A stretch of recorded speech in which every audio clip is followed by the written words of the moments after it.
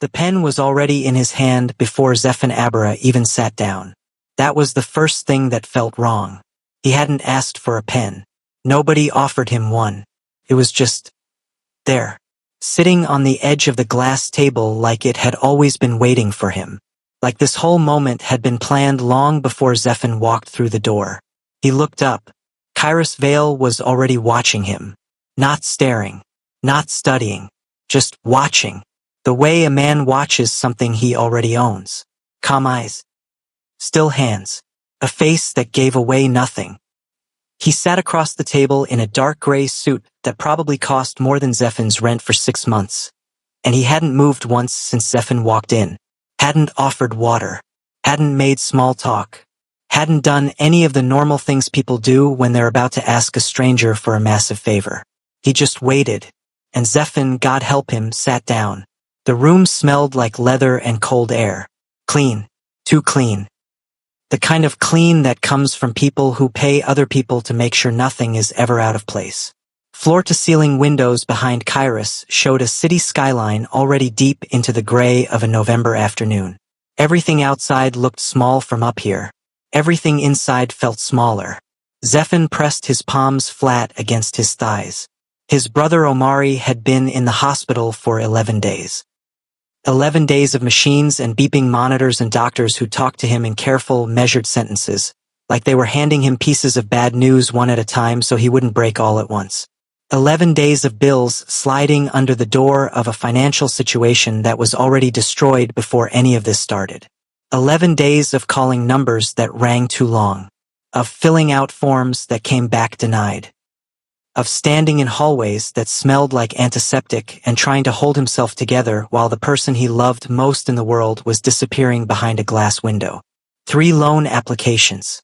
All denied. His supervisor at the warehouse had shrugged and told him the company didn't do advances. The church fundraiser raised $400. For 100. So when a contact Zephan barely knew sent him a name and an address and said, "This man can help you," Zephan didn't ask too many questions. He couldn't afford to. That was how he ended up here. That was how he ended up holding a pen he didn't ask for. In a room that felt like a trap dressed up as an opportunity.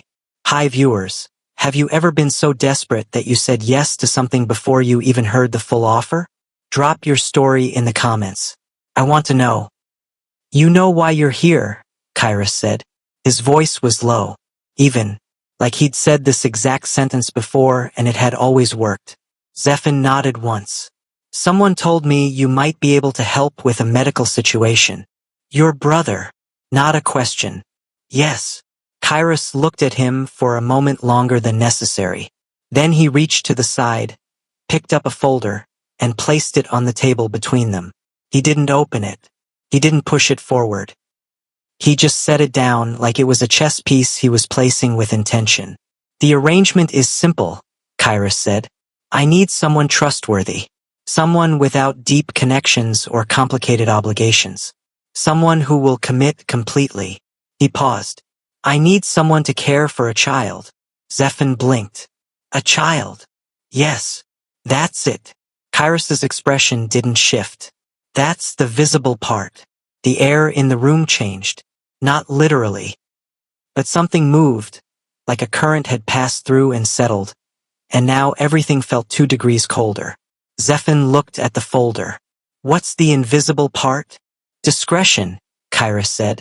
Absolute and total. No questions. No outside contact regarding the child's identity. No discussions with family, former colleagues, or strangers. The arrangement covers all of your brother's current and future medical expenses, clears your existing debt, and provides a monthly living stipend for the duration. Zephan stared at him. He wanted to laugh. He wanted to stand up and walk out of this room and this building and this impossible conversation and go back to a life that made sense. But the thing about desperation is that it doesn't leave room for dignity. It just narrows everything down until there's only one door left and you walk through it and you try not to think about what you left behind to get there. How long is the duration? Zephan asked. Until I decide otherwise. There it was. The first real signal.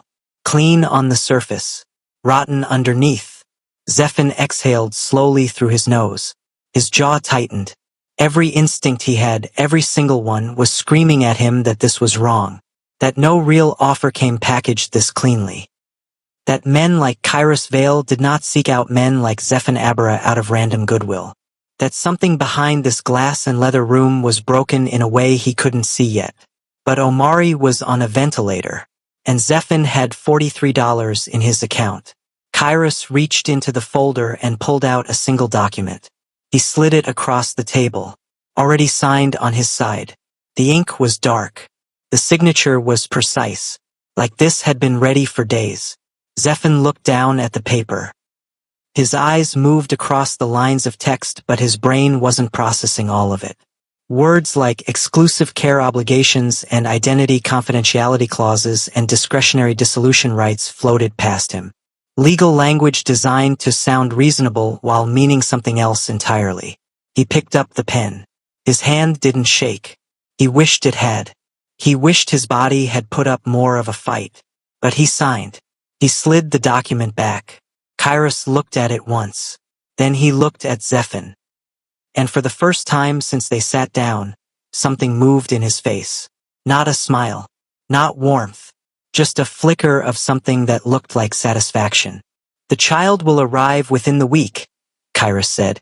You'll be relocated before then. Zephin nodded slowly. Okay. Kairos stood. Conversation apparently over. He buttoned his jacket with two clean, practiced motions. Then he paused. One last thing. Zephin looked up. Kairos's voice didn't change, didn't rise, didn't carry any visible emotion. He just said it the way you'd say something completely reasonable. Raise the child, he said calmly. He held Zephin's gaze. And never ask who it belongs to. Zephin sat very still in that leather chair as the door closed behind Kairos Vale. The folder sat on the table between them. The signed contract was gone. And the pen that had appeared from nowhere, was still in his hand. He set it down slowly. His phone buzzed in his pocket. A text from the hospital. Payment confirmation received. Treatment authorized to begin immediately. Zephin closed his eyes. He didn't feel relieved. He felt like something had just locked behind him. The movers arrived before sunrise. Zephin hadn't finished packing when the knock came. He was still standing in the middle of his apartment, a half-filled duffel bag at his feet, staring at the wall like it owed him something. 3 pairs of hands came through the door carrying boxes he didn't bring. They packed his things without asking what he wanted to keep.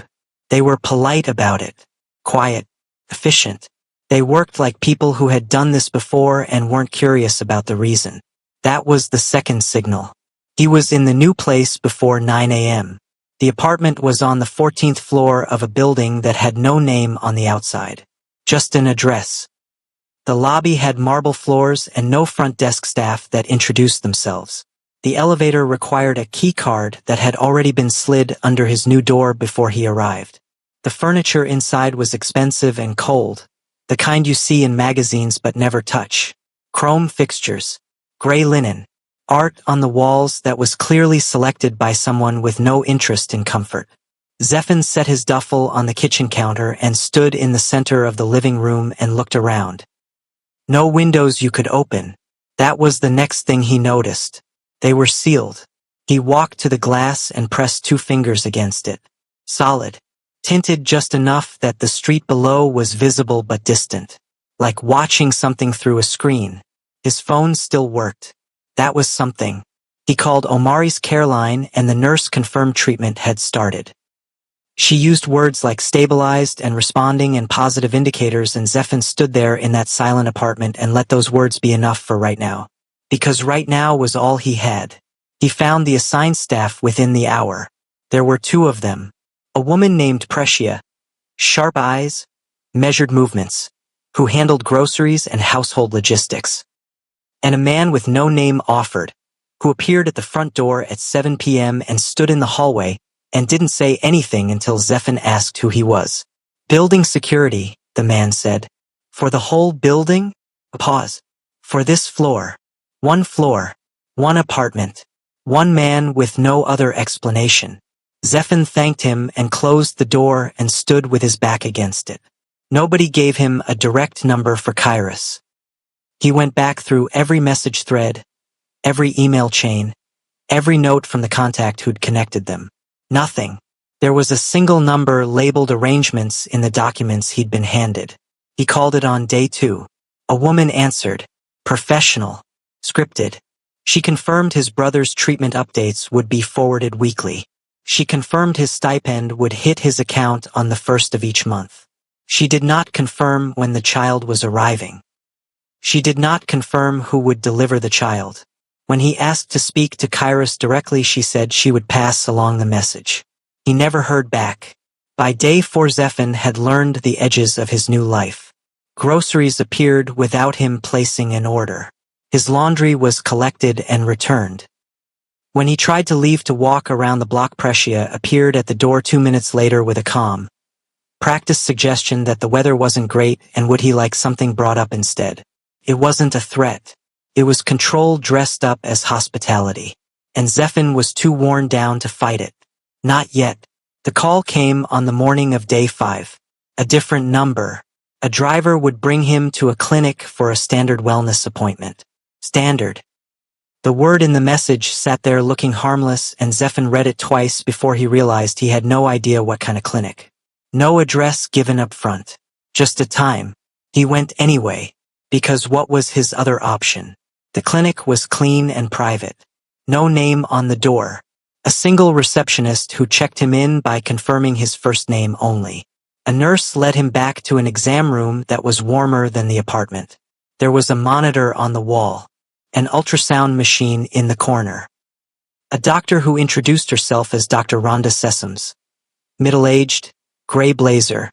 Reading glasses she didn't need right now but held in her hand like a habit. She was calm through most of the checkup. Routine questions. Blood pressure. Temperature. Standard things. Then she reached for the ultrasound machine. Zephin frowned. What's that for? We like to do a full baseline, she said. The answer came too fast. Too rehearsed. He let it go. She pressed the wand to his side and stared at the monitor. For a moment everything was quiet. The machine made its low, scanning sound. Dr. Sessoms watched the screen with a steady expression that said she was a professional. And then the expression changed. Not dramatically. Not a gasp. Just a small, careful shift behind her eyes. The kind that happens when someone sees something they expected and something they didn't, at the same time. She moved the wand. Checked again. Her jaw tightened. Almost invisible. Zephin watched her. Dr. Sessoms. She didn't answer immediately. What is it? He asked. She set the wand down slowly. And then she looked at him the way people look at you right before they say something they've been trained not to say out loud. She opened her mouth. Closed it. Reached for her clipboard. The machine hummed quietly in the corner of the room. And on the monitor, just before she angled it away. 3 separate shapes. 3. The doctor paused during the ultrasound. I'm seeing more than 1 heartbeat. 3. The word hadn't even been spoken yet, and Zephin already felt it in his chest. Dr. Sessoms set the clipboard on the counter behind her and picked it up again. Useless motion. The kind people make when their hands need something to do while their brain decides how to handle the next 60 seconds. Zephin sat up on the exam table. Say that again, he said. She turned. Her expression was controlled now. Back behind the professional wall. But her hands weren't quite steady. There are 3 distinct heartbeats, she said. You are carrying triplets. The room didn't spin. It didn't go white. Zephin just sat there in the paper-lined exam room and looked at this doctor he had never met before today and tried to process a sentence that made absolutely no logical sense. He had agreed to care for a child. 1 child. That was the deal. That was the word used, singular, specific, deliberate. A child.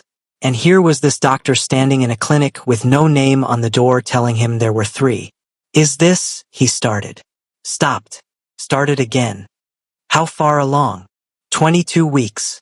He stared at her. 22 weeks. Past the halfway point. Past early detection. past the window where this was new information to anyone paying attention. This was not a surprise to Kairos Vale. That thought landed hard, because Kairos was a man who did nothing without preparation. A man who had a contract ready before the meeting started. A man who had movers at Zephin's door before dawn.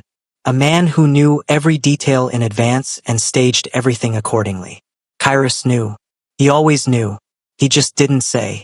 Zephin pushed off the exam table and stood. The paper crinkled under him. He took one step toward the window, then stopped, because there was nowhere to go. He was in a room with no escape and a doctor with half an explanation and a deal that had just changed shape entirely. Triplets, he said. Flat. Careful. Yes. Dr. Sessoms hesitated. Alpha triplets. And there it was. The second part of the sentence. The one she'd been holding. Zephin turned back to her. What does that mean? She looked at him for a long moment. The kind of look that contains a decision, whether to tell you the real answer or the safe one. It means the pregnancy carries a higher degree of medical complexity, she said carefully. The development pattern in alpha triplets is accelerated, more intensive. The children typically present with elevated markers from birth. Higher neurological activity. Stronger. She paused. More dominant physiological traits. Zephin stared at her. That's the medical answer, he said. She said nothing. What's the other answer? She picked up her clipboard again. Set it down. Looked at the monitor. Alpha triplets are exceptionally rare, she said.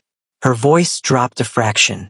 When they do occur, they carry significant implications, especially within certain communities, certain families. What families? She didn't answer that. Zephin's chest was tight. Dr. Sessoms. What families? She looked at him, and for just a second the professional wall cracked down the middle. The kind that don't stay quiet, she said. Then she straightened, picked up her clipboard with both hands, and looked at the chart instead of his face. I'll note the findings and have them sent to the arrangements contact. You'll be scheduled for follow-up care within the week. She moved toward the door. Wait, Zephin said. She stopped, didn't turn around. Does Kairos know? Her shoulders were still for a moment. Then she said, everything in this case is communicated through proper channels. That's not an answer. She opened the door. Everything in this case is communicated through proper channels, she said again, and she walked out. Zephin stood alone in the exam room. The ultrasound monitor had been angled away, but he walked to it, turned it back toward him, looked at the frozen image still on the screen. 3 shapes, 3 distinct, undeniable heartbeats that the machine had already documented. 3 children that Kairos Vale had packaged inside the word one and handed to a man who was too broken to read the fine print. He stared at that image for a long time. His phone buzzed. He pulled it out. Unknown number. No area code he recognized. A text message. 6 words. This changes everything. He looked up from the phone, then back down. He typed, "Who is this?" No response. He waited a full minute in that room. Then he walked out into the hallway. The driver was already standing at the end of the corridor, hands folded in front of him, looking at the wall. Zephin stopped walking. Across the hallway, 2 nurses passed each other. They didn't speak, but one glanced at Zephin as she passed. Just a glance. But she whispered something to the other nurse without looking at her. And the other nurse's step faltered. Just barely. Just enough. The driver cleared his throat at the end of the corridor. Ready? He said. Zephin forced his feet forward. He was back in the apartment by 2 p.m. The curtains were the same. The chrome fixtures were the same. The sealed windows were the same. The city outside was the same small, distant thing it always was from up here. But something had shifted. Something under the floor of all of this. Something Zephin couldn't name yet, but could feel in the same way you feel a pressure change before a storm rolls in. He sat on the edge of the gray linen couch and set his phone face down on the cushion next to him. He looked at the ceiling. 3 heartbeats. Alpha triplets. The kind of families that don't stay quiet. And a doctor who couldn't answer the simplest question without choosing her words like she was choosing which path to walk through a minefield. He picked his phone back up. Looked at the message again. This changes everything. Then a new message appeared from the same unknown number. It came in quiet and flat like the rest of them. No greeting. No explanation. Just 11 words that sat on the screen and refused to mean anything small. Those children don't belong to Kairos. He didn't sleep. That was just the truth of it. He lay in the gray linen bedroom in the apartment with no name on the building and stared at the ceiling until the clock on the nightstand read 4:17 a.m. and then 5:03 a.m. and then 6:44 a.m. and then he gave up entirely and got up. He deleted the messages. Then pulled them from the recently deleted folder and looked at them again. Then deleted them a second time. Those children don't belong to Kairos. He poured water he didn't drink and stood at the sealed window and watched the street below. A black car was parked across from the building. It hadn't been there yesterday. He noticed it the way you notice something that doesn't belong in a pattern you've already memorized. He had been standing at this window for days now. He knew the delivery van that came at 7 a.m. He knew the woman who walked the same white dog at the same time every morning. He knew the gap in traffic that opened every 20 minutes when the light at the corner cycled too slow. He did not know that black car. No plates visible from this angle. No movement inside. Just sitting there. Engine off. Windows tinted the same dark shade as everything connected to Kairos Vale. Zephan stepped back from the glass. His phone rang at 8 a.m. Unknown number. Different from the text messages. He answered.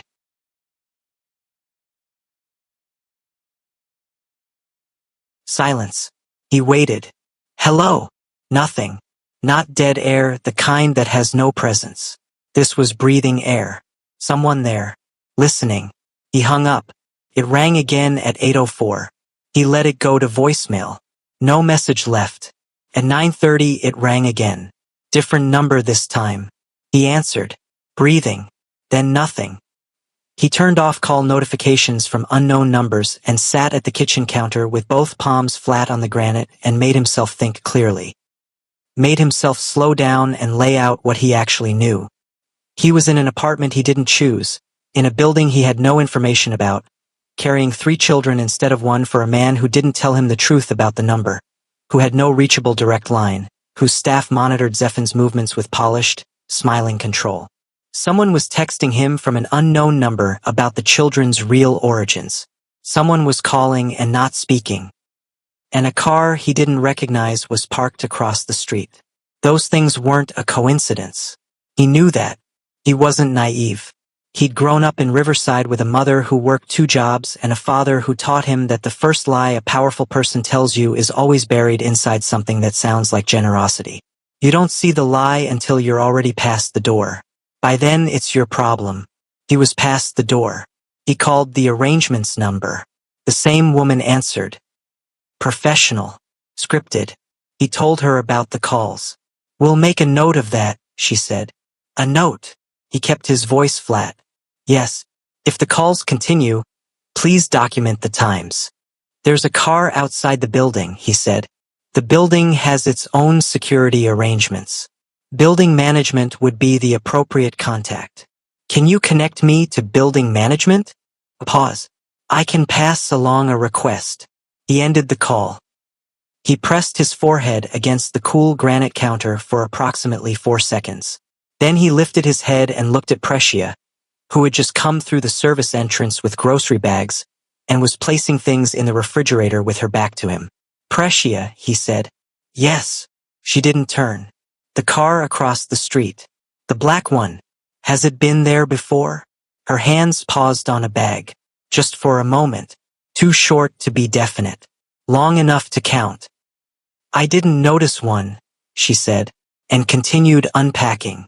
He watched her for another few seconds. Then he stood and walked to the window again. The car was still there. By 2 p.m. it was gone. By 4 p.m. it was back. Different position. Closer to the entrance now. Zephan stood at the window in the half-dark of the afternoon and watched it and counted the seconds between his heartbeats. His phone buzzed. He looked down. Unknown number. Text. You're being watched. He stared at it. Then the next line came in. Not protected. He put the phone face down on the counter. He needed to get outside. He needed air. He needed to walk a block, even 1 block, and feel pavement under him and traffic noise around him and the cold November wind on his face and exist in the world like a person who still had choices. He grabbed his jacket. He walked to the front door. He reached for the handle and stopped because there was a sound on the other side of the door that hadn't been there before. A low, measured sound. Footsteps, 2 sets of them moving past the door without pausing. Men. Moving with weight and purpose but no noise beyond what they allowed. He stood very still with his hand on the handle and waited. The sound passed. Silence returned. He did not open the door. He stood there in the gray apartment with his jacket on and his hand on the handle for 60 seconds. Maybe longer. His jaw was tight. His pulse was up. Then he turned around and walked back into the living room and sat on the couch and stared at the sealed window. The black car was parked directly in front of the building entrance now. It hadn't moved to that position gradually. It was just there, like someone made a decision. Zephan looked at his phone, looked at the message. You're being watched, not protected. He swallowed. Then, in the hallway outside his apartment, a door clicked. He turned toward the front entrance. The door he had been standing at 60 seconds ago was cracked. Not wide. Not enough to see through. Just a sliver of light from the corridor bleeding through. He had not opened that door. He had not heard it open. And he had been standing right next to it. He didn't call anyone. There was no one to call. He stood in the center of the living room for what felt like a long time looking at that cracked door, and then he walked over and looked into the hallway. Empty. The light was on. The corridor was clean. No one was there. He closed the door. He sat back down. He didn't sleep that night either. The next morning, Precia didn't show up. By 10 a.m., there was a different person outside his door.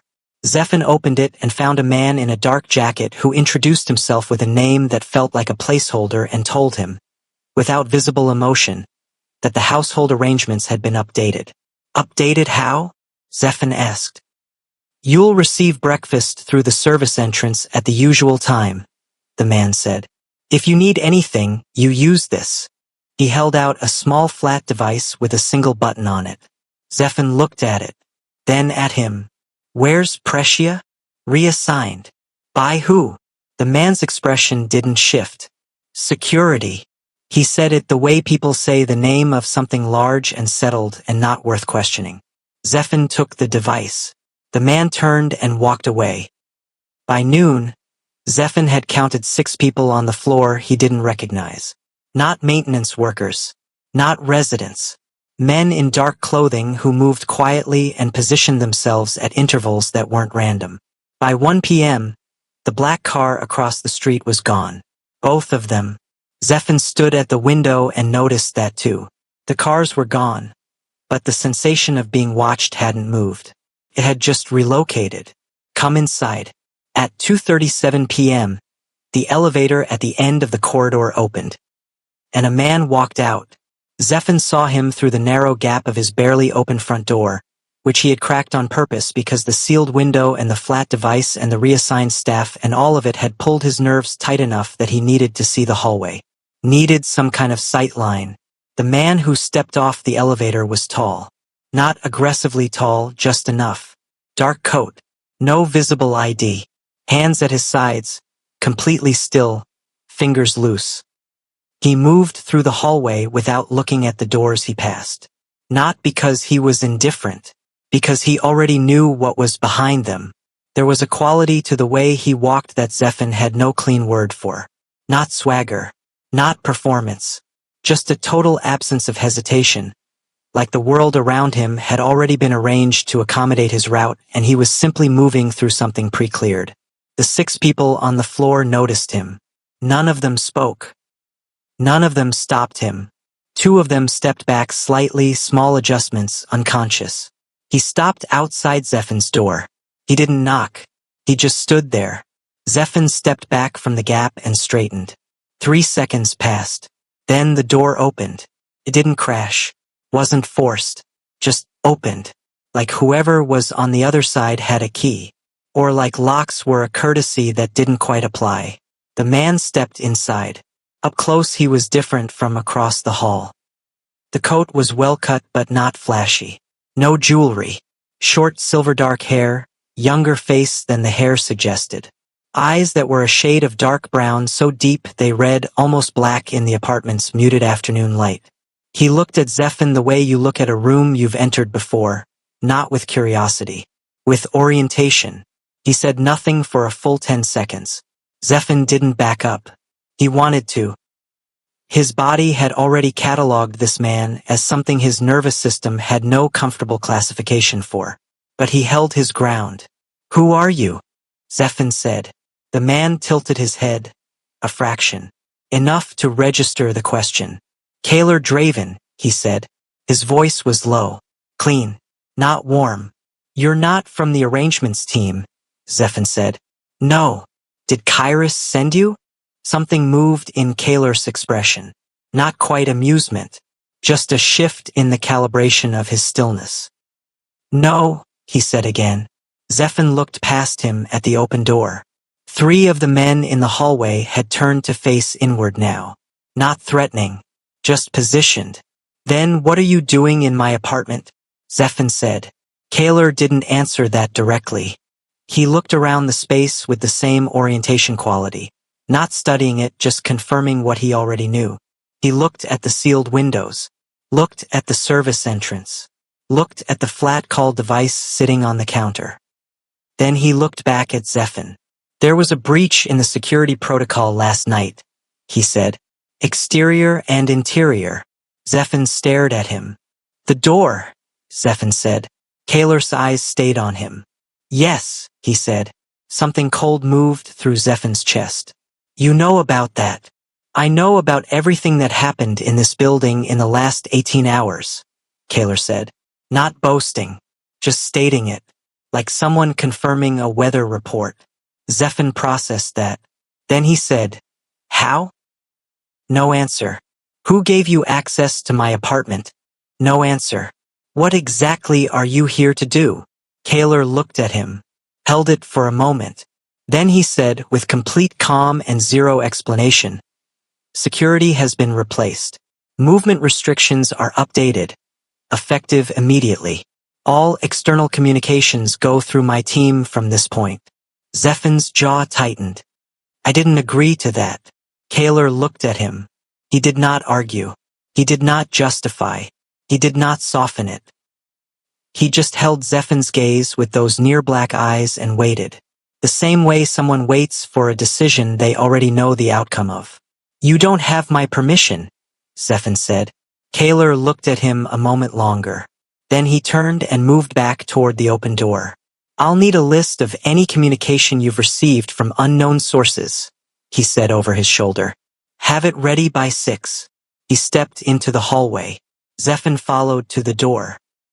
"I didn't agree to any of this," he said again. Louder this time. Kaler stopped. He turned halfway. Just his head. "You don't have to," he said. Then he kept walking. Zephan stood in the doorway of his apartment and watched Kaler Draven move down that corridor like every inch of it was already his, and every man in it already knew it, and the only person in the building who hadn't gotten the memo was Zephan. He almost called after him again. But what would he say? "You can't be here? Go back? Stop?" The man had walked through his door without knocking. The man already knew about the cracked door from last night. The man had 6 people on his floor already repositioned before he even introduced himself. Zephan leaned against the door frame. The elevator closed behind Kaler. 2 seconds later, one of the men in dark jackets turned toward Zephan's door. "Sir," the man said, flat and neutral. "He'd like you inside." Zephan stared at him. "He'd like me." He stopped. "He's not even on this floor anymore." The man held his gaze. He didn't repeat himself. He didn't have to. Zephan stepped back inside. He stood in the kitchen, picked up the flat call device, put it down, looked at the ceiling, looked at the sealed window. His phone was on the counter. He unlocked it and went to his messages. The unknown number texts were gone. All of them. Not deleted by him. Not moved. Just gone. Clean. Like they were pulled from the outside. He stared at the empty thread. His heart beat slowly and with great force in his chest. Kaylor Draven had been in his apartment less than 15 minutes. And Zephan already understood, with the cold clarity of someone who sees a trap after it's closed, that whatever Kairos Vale had built around him, this man had just taken it over. All of it. Without asking. Without explaining. Without a single moment of hesitation. "You're under my protection now," Kaylor had said. He hadn't asked for permission. He'd said it like something that was already true. And somewhere in the weight of that sentence, in the silence after it, in the way those 6 men in the hallway had already moved to their new positions before Zephan even knew Kaylor's name, Zephan understood that protected and controlled were going to look exactly the same. And he had no idea yet which one this actually was. Kaylor was already there when Zephan woke up. Not in the apartment. In the hallway. But close enough that when Zephan opened the front door at 6 a.m. to check if the world outside still existed, he nearly walked into him. Kaylor didn't move. Didn't step back. Didn't apologize. He just looked at Zephan with those near black eyes and said, "Breakfast is ready." Like this was normal. Like standing outside someone's door before sunrise was something reasonable people did. Zephan stared at him. "Were you out here all night?" he asked. Kaylor didn't answer that. He turned and walked toward the kitchen area of the open floor plan, where a covered tray had appeared on the counter at some point. Hot food. Real food. Not the kind Precia used to arrange. This was different. Intentional. Someone had paid attention to what Zephan actually ate. That bothered him more than the standing outside. He sat at the counter. Didn't touch the food immediately. "I want to go to the hospital," Zephan said. Kaylor was standing near the window, not looking at him. Looking at the street below. "No," he said. "Just that. No." Zephan set down the fork he'd just picked up. "My brother is in that hospital." "I know. Then you know why I need to go. You'll receive an update by 9 a.m., Kaylor said. "Full report. Direct from the care team." Zephan looked at the side of his face. "That's not the same thing." "No," Kaylor agreed. "It isn't." He said it without apology, without softness, but also without dismissal. Like he understood exactly what he was taking from Zephan and had decided it was necessary and wouldn't pretend otherwise. That was the part Zephan couldn't quite get his footing around. There was no cruelty in Kaylor Draven. No visible malice. Just a total, unbroken certainty that what he decided was correct and that the conversation about it was optional. Zephan picked the fork back up. Ate 3 bites. Put it down. "I need a phone that works," he said. Kaylor turned from the window. "Your phone works. My messages were wiped. The compromised channels were cleared." He walked toward the hallway. "A secure line has been set up. You'll use that for communication outside this building." "And if I don't want to use your secure line?" Kaylor stopped at the hallway entrance. He turned around. He looked at Zephan for a long moment. Not threatening. Not impatient. Just present. "You asked last night if you were being watched or protected," he said. Zephan's jaw tightened. "I didn't say that out loud." Kaylor held his gaze. Which meant the apartment was monitored. Which meant last night. Everything had been heard. The cold that moved through Zephan's chest was fast and deep. "That's a violation," Zephan said. His voice stayed level. He made it stay level. "Yes," Kaylor said. Not a denial. Not a justification. Just, yes. Zephan looked at him. "And you don't care." "I care that you're alive to have this conversation," Kaylor said. And then he turned and walked into the hallway. Zephan sat in the kitchen in the silence that followed. He looked at his food. He looked at the sealed windows. He thought about the cracked door 2 nights ago. The car outside. The calls with no voice. The messages that had been pulled clean off his phone like someone reached through the screen and deleted them with their fingers. He thought about the text.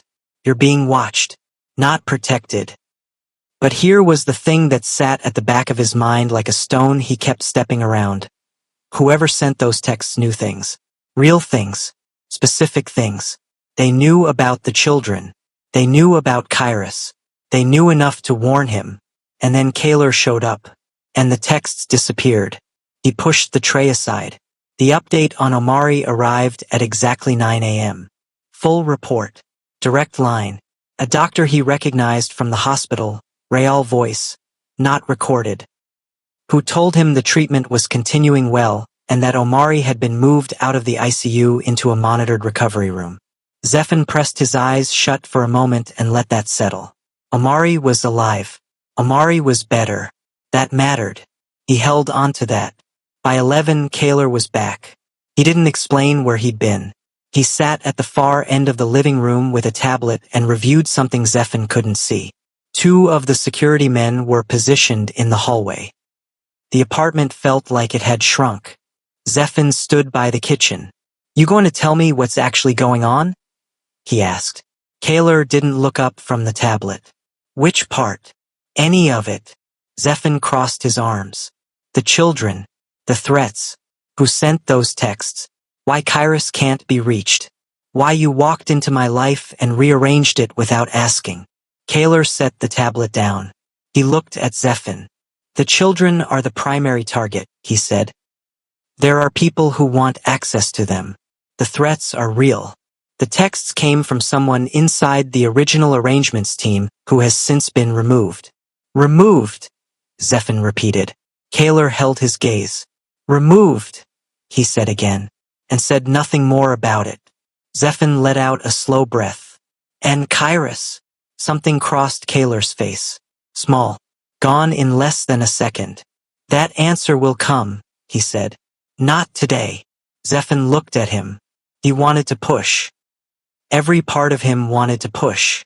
But there was a quality to Kaler's stillness, the way he sat with information like it was weight he'd decided to carry alone, that made pushing feel like shoving a wall. "I want to walk," Zephan said instead. "Outside. Fresh air. 20 minutes. Kaler stood. He walked to his jacket, which was hanging near the door. He put it on. Then he nodded once. "Let's go," he said. Zephan blinked. "Just like that." 20 minutes, Kaler said. "And you stay inside my range." Zephan grabbed his jacket. They took the elevator down in silence. The lobby was empty except for 2 men in dark coats near the door who fell into position as they stepped outside. Zephan felt it immediately. The cold November air hitting his face, the city noise flooding in, the sky above wide and gray and real. He breathed in and out and let his shoulders drop for the first time in days. They walked. Kaler stayed 2 feet to Zephan's left. Not touching. Not speaking. Just there. Present in that solid, particular way of his. At the corner Zephan stopped. He looked up the street. A coffee shop. A dry cleaner. A woman pushing a stroller. An ordinary Tuesday afternoon doing ordinary Tuesday things. He missed it. Just the ordinary. He hadn't understood how much he'd relied on ordinary until it was gone. "Do you ever get tired of this?" Zephan asked. Kaler looked at him. "Of what?" he said. "Being in control of everything." A pause. "I don't control everything," Kaler said. "You act like you do." "No." Kaler looked back at the street. "I control what I can see. That's different." Zephan watched his profile. He still didn't trust this man. He wasn't sure he ever would. But there was something in that answer, the precision of it, the absence of ego, that landed differently than he expected. They turned back at the 15-minute mark. Walking back toward the building entrance. Almost there. Kaler's hand came out.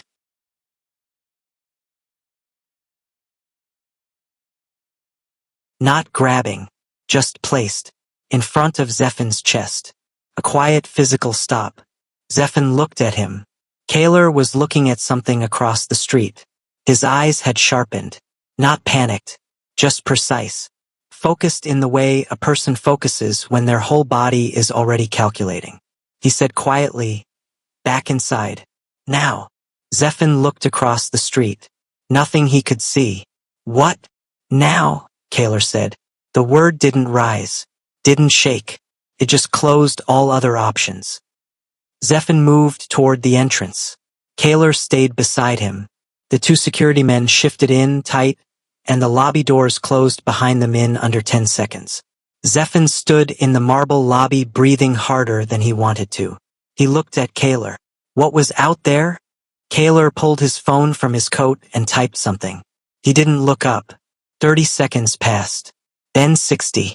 Then from somewhere outside, a sound. Loud. Short. The unmistakable impact of something shattering, followed by voices, then silence. Exactly where they had been standing. Zephan pressed his back against the lobby wall. His heart was slamming. He looked at Kaler. Kaler was still on his phone, calm as a man checking a weather update. But his jaw was set, and his hand, the one not holding the phone, was a fist at his side. Zephan stared at him. You knew, Zephan said. Before it happened. Kaler looked up from the phone. He held Zephan's gaze for a long moment. He didn't deny it, and he didn't explain it. He just said, low and even, "You're not going outside again. Not yet." Zephan pressed his palms flat against the cool lobby wall behind him. His legs were steady. His pulse was not. Moments ago he had been standing exactly where that sound came from. He looked at Kaler, and Kaler looked back. And Zephan understood, fully, for the first time, that this man had pulled him away before danger arrived. Not after. Before. It happened fast. That was the thing about real danger. It doesn't announce itself. Doesn't build with music or slow motion. It just arrives, loud and wrong and completely without permission. The lobby doors blew open at 11:14 p.m. Not literally, but close. 3 men in dark clothing pushed through the service entrance on the east side of the building with a speed that was deliberate and trained, and the first security guard at the post near the elevator didn't get a full sentence out before the alarm on the 14th floor was already screaming. Zephan woke up to the sound. He was on his feet before he was fully awake. He didn't know what pulled him up. Instinct, noise, or the fact that somewhere in the last 2 weeks his body had decided sleep was a luxury it couldn't fully commit to. He was in the middle of the living room before his brain caught up with his legs. The alarm was inside the building. His floor. He moved toward the door and his hand was on the handle when it opened from the outside. Kaler. He stepped in fast and closed the door behind him with a click that was calm in a way the alarm was not. He wasn't running. His breathing was controlled. But his coat was gone and his sleeves were pushed up and there was a hardness in his face that hadn't been there before. Not anger, not fear. Something colder. Something that lived on the far side of both. Stay in the bedroom, he said. Zephan stood his ground. What's happening? Breach on the east service entrance. 3 men. 2 floors down. He crossed to the window. Looked at the street below. Looked back. 3 men, Zephan repeated. They're being handled. By who? Kaler looked at him. By my people, he said. Then he moved to the door and said something in a low voice to whoever was on the other side. A response came back. Zephan couldn't catch the words. Kaler turned back around. He looked at Zephan. Held it. Bedroom, he said. I'm not going to sit in a... Zephan. His name. First time Kaler had used his actual name. It landed differently than an order. Not softer. Just more direct. Like it cut through the distance Kaler usually kept and made contact. Zephan looked at him. Then he walked to the bedroom. He sat on the edge of the bed in the dark and listened. The alarm cut off at 11:22, replaced by voices low, clipped, professional in the hallway. Footsteps that moved with purpose and then stopped. The sound of something being moved. Another set of footsteps. Then silence. Zephan sat in that silence and pressed his hands together between his knees. He was thinking about the lobby, about Kaler's hand in front of his chest, about the sound outside, about being 2 minutes away from wherever that impact landed and not knowing until it was over that he'd been in range of it. His mind tried to build a timeline. He pressed it into order. The texts had told him he was being watched. not protected. Kairos had vanished without contact. Alpha triplets in a world where that apparently meant something dangerous. And now 3 men in his building after midnight. This wasn't random. This was coordinated. Someone out there knew exactly where he was, exactly what he was carrying, and exactly what that meant to people who wanted access to it. He heard the bedroom door open. Kaler stepped in. He didn't turn on the light. He crossed to the window, checked the street below, and then leaned against the wall near the door with his arms at his sides. He said, "They're out." Zephan exhaled. "All 3. Yes." "What does out mean?" Pause. "It means they're no longer in the building." Zephan watched his silhouette in the dark. "You're not going to tell me what happened to them?" "No." "Were they here for the children?" Kaler turned his head toward him. In the low light from the window, his expression was unreadable. But he didn't deflect, didn't soften. "Yes," he said. "Not for me." "No." Zephan sat with that. He pressed his back teeth together and looked at the floor. The children were the target. He had understood that intellectually. Kaler had said it before. But understanding something and watching 3 men come through your building for it in the middle of the night were 2 different things entirely. "How did they get past the east entrance?" Zephan asked. Kaler was quiet for a moment. "Insider access," he said. Zephan looked up. "Someone on your team?" "Not anymore." That sentence had a finality to it that Zephan didn't ask about. He stood up, walked to the window himself, stood next to Kaler and looked at the street below. 2 of the security men were visible at the building entrance.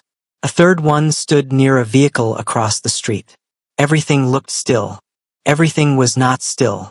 Zephan turned his head and looked at Kaler up close, which he didn't usually do. Usually there was space between them, not just physical. A deliberate distance Kaler maintained that had nothing to do with rudeness. Up close he looked tired. Not visibly exhausted, but there was something around the edges of his eyes that Zephan hadn't noticed before, like someone who'd been awake for days and had made a decision about it. "You were expecting that," Zephan said.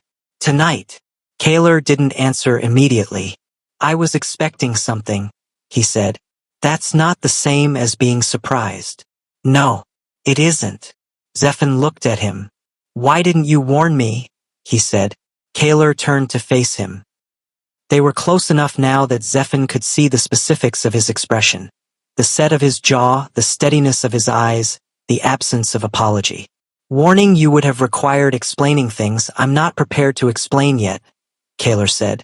"That's not good enough." "I know." That was it. No justification. No pivot. Just acknowledgement.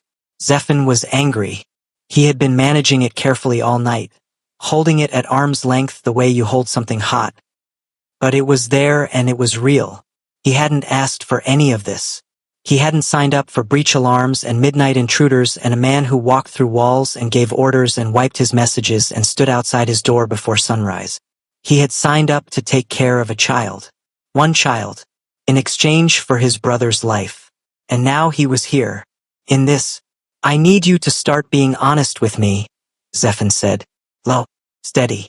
Not the managed version. The actual truth. Kaler looked at him. For a moment the stillness in him changed. Not much. Just enough. A fraction of something that looked almost like it cost him something. "That's not a simple ask," Kaler said. "I know." Zephan held his ground. "I'm asking anyway." Kaler looked at him for a long moment. Then he said quietly, like a fact he'd been carrying that finally got set down. "You weren't the target." He held Zephan's gaze. "They were." And in the space between that sentence and the next breath, Zephan understood that Kaler was talking about more than tonight. More than 3 men through a service entrance. He was talking about all of it.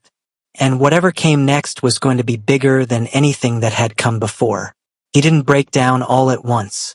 Came in stages. First it was the hands. He was standing in the kitchen the morning after the breach, pouring water, and his hands wouldn't hold the glass steady. He stared at them, put the glass down, put both palms flat on the counter and pressed until the shaking stopped. Then it was the breathing. Around noon he sat on the couch and couldn't pull a full breath. Not a panic attack. Just a body that had been running on adrenaline and controlled fear for too many days in a row and had finally reached the end of what that can sustain. He didn't cry. He just sat there and breathed in pieces. Kaler was on the far side of the room. He was always on the far side of the room. That was the pattern, present but not close. Watching without appearing to watch. Available without making it obvious. But this time something changed. Zephan heard the movement before he processed it. Footsteps, slow across the room. Then Kaler sat down on the other end of the couch. Not beside him, but no longer across the room. He set his tablet on the cushion between them and left it there, and he looked forward at the wall instead of at Zephan, and he didn't say anything. He just stayed. Zephan sat with that for a moment. You don't have to do that, Zephan said. Do what? Kaler said. Be here. I'm fine. A pause. Okay, Kaler said. He didn't move. Zephan let out a short, involuntary sound that was almost a laugh but not quite. He looked at the ceiling. He looked at the sealed windows. He thought about Omari in a recovery room in a hospital he wasn't allowed to visit.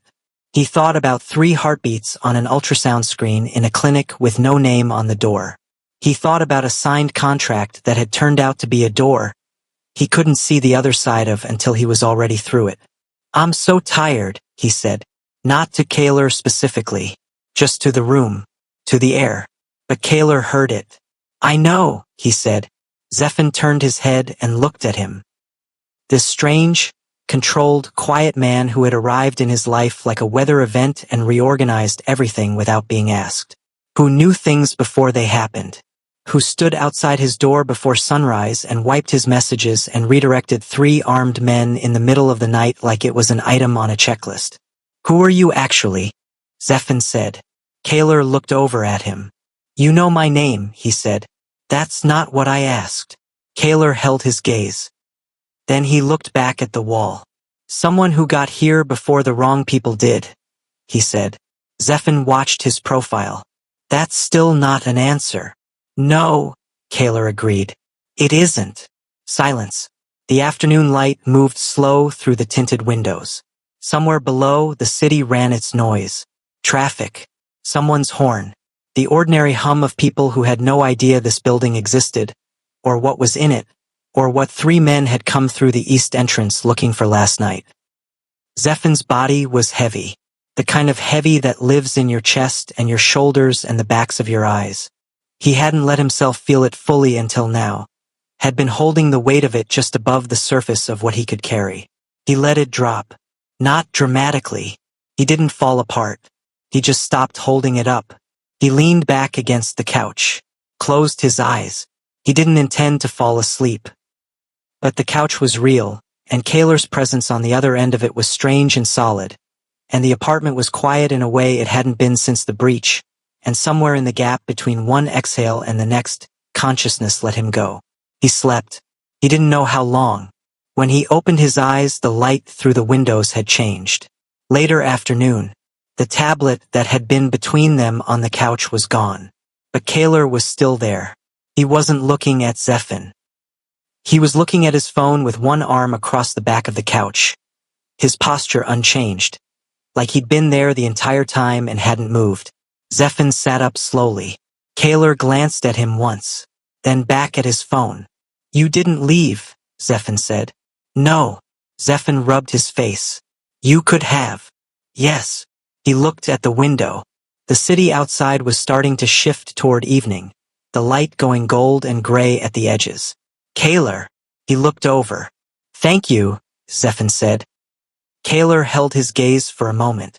Something moved in his expression that wasn't easy to name. Not warmth, not exactly, but something adjacent to it. Something that existed under the surface of all that control. He looked back at his phone. Eat something, he said. There's food in the kitchen. Zephan almost smiled. Almost. He got up, moved to the kitchen. ate slowly while the light changed in the windows and the city went from afternoon to dusk and the apartment held its particular silence. He was pouring water, the glass steady this time, when Kaler spoke from the living room. "There will be a conversation tomorrow," he said. "About Kairos. About what he did." Zephan set the glass down. "Is it bad?" he asked. A pause. "Yes," Kaler said. Zephan nodded to himself. He had known. Not the details, but the shape of it. The way a person can see the outline of something in the dark without being able to name what it is. He walked back to the doorway between the kitchen and the living room. Kaler was standing now, at the window, his back to the room. "Kaler," Zephan said. He didn't turn. "I should have asked you more questions at the beginning," Zephan said. "I know that. I made the choices I made and I'm not going to act like I didn't see the signs." A pause. "But I need to know one thing." Kaler turned from the window. He looked at Zephan. "Are we safe?" Zephan said. "Right now. Tonight." Kaler held his gaze. He crossed the room. He stopped a few feet away, closer than he usually stood. His voice was low and direct and carried no decoration. "Yes," he said.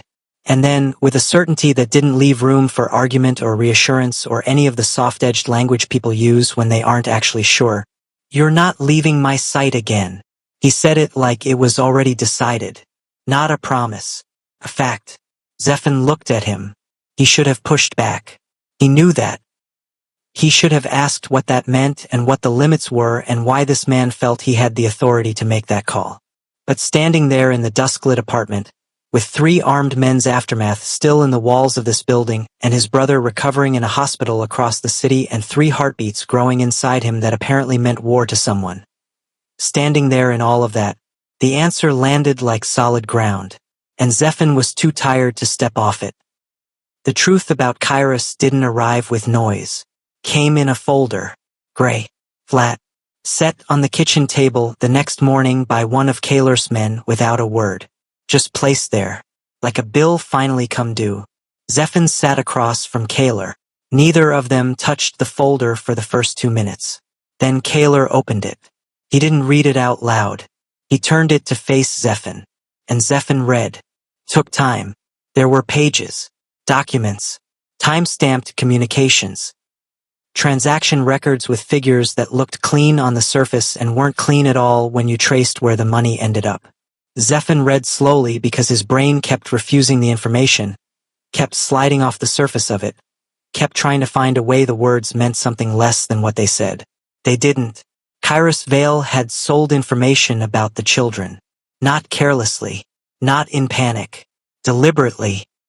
Over a period of weeks, in parts, to 3 different parties who were already competing for access to alpha triplets before Zephan was ever in the picture. The children's existence, their gestational stage, their location, Zephan's name, Zephan's brother, all of it packaged and transferred for payment. And the contract Zephan had signed, the one with the discretionary dissolution rights and the identity confidentiality clauses, had been designed not to protect the children. It had been designed to protect Kairos. If anything surfaced, if anyone came asking, if something went wrong, Zephan was the named caretaker. Zephan was the one on the document, not Kairos. Zephan set the page down. He sat very still. He looked at the table. He knew, Zephan said, when he asked me to sign. He already knew he was going to sell the information. Kaler looked at him. Yes, he said. He used me as... He stopped. Tried again. I was the cover, Kaler said. Flat, clear. Without softening it. The words sat there between them. Zephan pushed back from the table.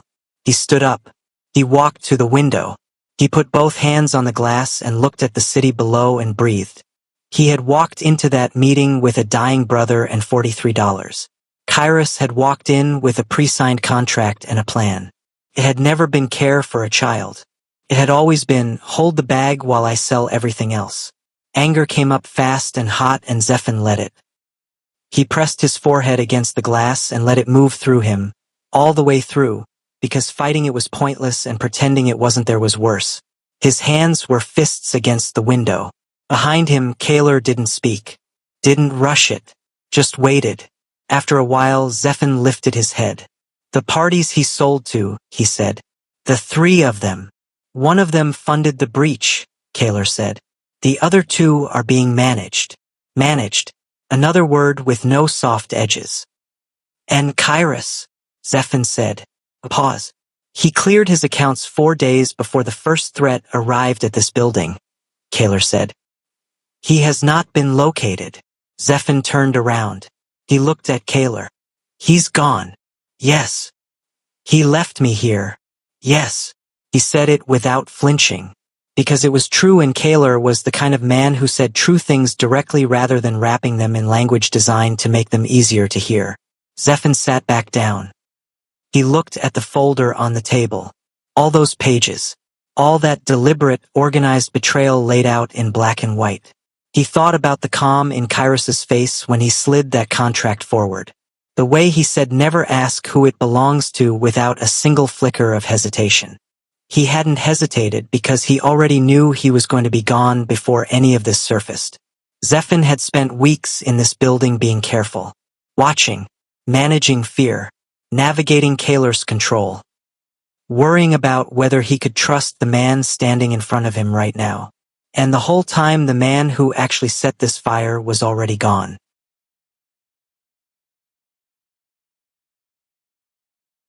He pressed the heels of his hands against his eyes. He breathed. He lowered his hands. He looked at Kaler. The children, he said. What happens to them? After. When this is over. Kaler looked at him steadily. They'll be safe. Under your protection? Yes. Zephan nodded slowly. He studied Kaler's face. Tried to read what lived behind those near black eyes. The control. The certainty. The way this man moved through dangerous situations, like he had already seen the other side of them and confirmed they were survivable. He thought about what Dr. Sessoms had said. The kind of families that don't stay quiet. He thought about the 3 parties Kairos had sold to. He thought about the ease with which Kaler had appeared, taken over, and redirected an entire security apparatus. He thought about a lot of things. Who are the children to you? He asked. Kaler's jaw tightened. Almost invisible. Almost. Their father has obligations, Kaler said carefully. I'm here on his behalf. Zephan stared at him. So you represent the father? Yes. Who isn't Kairos? No. Kairos is not their father. Zephan pressed his back teeth together. Nodded once. He had known that. The text had said it. The doctor had implied it. The fact that Kairos had sold information about the children, had sold it quickly and at a distance, had run before anyone came. None of that was the behavior of a man protecting something he cared about. Kairos had never cared. He'd always been selling. Then why? Zephan stopped. He looked at Kaler. Why protect us? He said. Why are you actually here? Kairos had disappeared. The silence before Kaler's answer stretched wide and flat and significant. He looked at Zephan. He opened his mouth. Then he closed it. He stood up, walked to the window, stood there with his back to the room for a long moment. Zephan watched him. When Kaler turned back around, his expression was different. Not softer exactly, but something had shifted in the architecture of his control. Like a wall that was still standing but had changed what it was made of. The children's father sent me, he said. That part is true. But, Zephan said. Kaler looked at him. And for the first time since he had walked through Zephan's door without knocking, something real crossed his face. Not managed. Not calculated. Just there. The answer isn't simple, he said. He held Zephan's gaze. And Zephan understood, fully and suddenly, that whatever Kaler was about to say next was going to change the shape of everything he thought he understood about why any of this was happening. Kaler didn't say anything for a long time. He stood near the window. The city behind him was gray and cold and going on without any awareness of this room or this silence or the weight of whatever was about to happen inside it. Zephan sat at the table. He didn't rush it.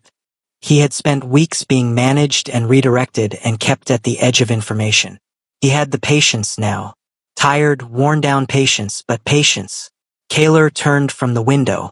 He walked to the chair across from Zephan and sat down. He set his hands flat on the table. He looked at Zephan the way a person looks at someone when they've decided to stop measuring what they say. The children's father, Kaler said, reached out to me 8 months ago, before you were involved, before Kairos, before any of this took the shape it has now. Zephan listened. He needed someone he trusted to monitor the situation, to stay close, to intervene if it went wrong. Kaler paused. It went wrong. So you're here because of him, Zephan said. I came because of him, Kaler said. The difference in those two words sat there. Zephan caught it. And now? Kaler didn't answer right away. He looked at the table, at his hands, then back up. Kairos built the arrangement around you deliberately, he said. I told you that. The contract, your name on the documents, your profile, financially desperate, socially isolated, deeply loyal to family. He paused. He chose you because you fit a very specific type. Someone who would commit fully and ask limited questions. Zephan's jaw was tight. I know what I was to him. You were a function, Kaler said. To Kairos. Yes, a beat. But that's not what I see, he said. Zephan looked at him. Kaler's eyes were direct. No performance in them. No calculated delivery. I watched you for days before I introduced myself, he said. Before the breach. Before the lobby. I watched how you handled the restrictions, the isolation, the fear you didn't let turn into collapse. He paused. Most people break faster. Zephan said nothing. You fought for information even when no one would give you any, Kaler continued. You protected what you were carrying even when you had every reason to fall apart. You held it together for a brother who couldn't see you, for children who aren't biologically yours, for a deal that turned out to be a trap. He stopped, let the quiet sit. Then, that's not a function. That's character. The word landed somewhere in Zephan's chest. He looked at the table, then back up. Kaler, he said.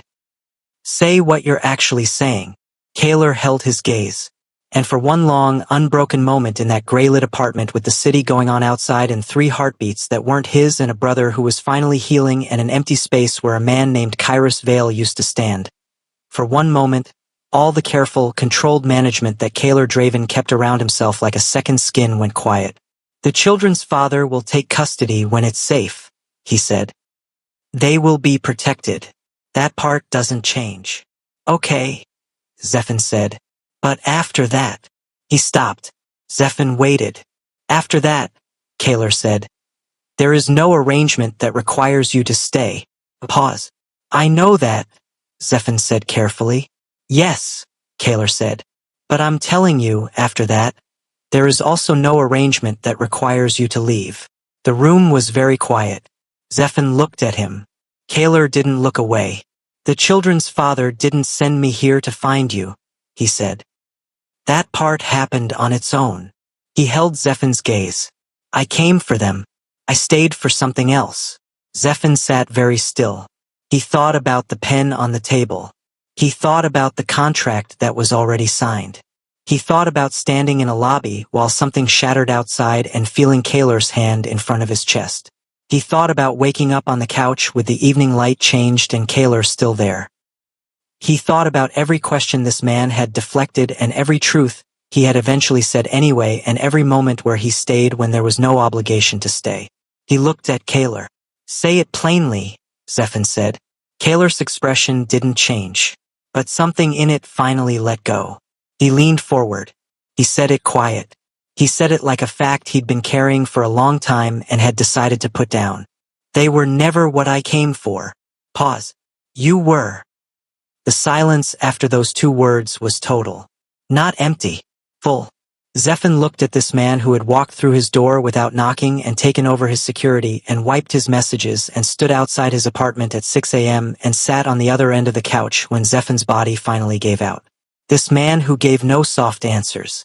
Who said yes when he meant yes and acknowledged the cost when he couldn't justify it. Who looked at Zephan. Not through him, not past him, but directly at him.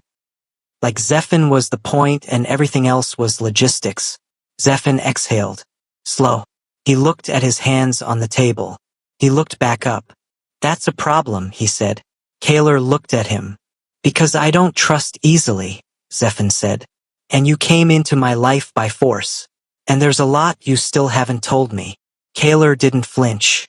Yes, he said.